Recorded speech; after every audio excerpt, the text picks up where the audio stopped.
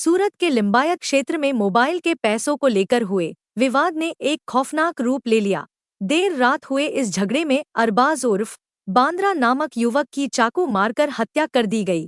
प्राप्त जानकारी के अनुसार आरोपी अनवर शेख और उसके 2 पुत्रों के साथ अरबाज का मोबाइल के पैसों को लेकर विवाद हुआ था। इस रकम को लेकर हुए झगड़े में तीनों ने मिलकर अरबाज पर चाकू से हमला कर दिया, जिससे उसकी मौके पर ही मौत हो गई।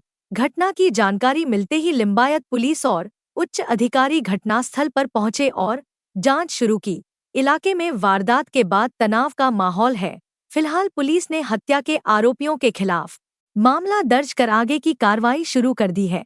हत्या की यह वारदात इलाके में सनसनी फैला रही है। सूरत शहर लिंबायत पोलीस स्टेशन विस्तार में 30 नाल चौकी है। आ 30 नाल चौकी पास आज एक हत्यानो बनाव बन्यो हतो।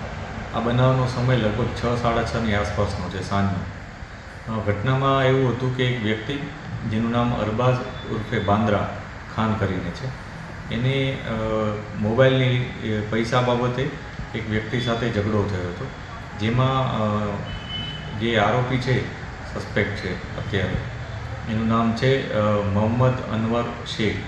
એ અને એના 2 પુત્રો આ બધાએ આવી અને ત્યાં એના સાથે મારામારી કરી અને એના ઉપર ચપ્પુ ઉલાવી દીધું હતું, જેને કારણે એનો જે ભોગ બનનાર છે એનું હોસ્પિટલમાં જતાં મૃત્યુ થયું હતું।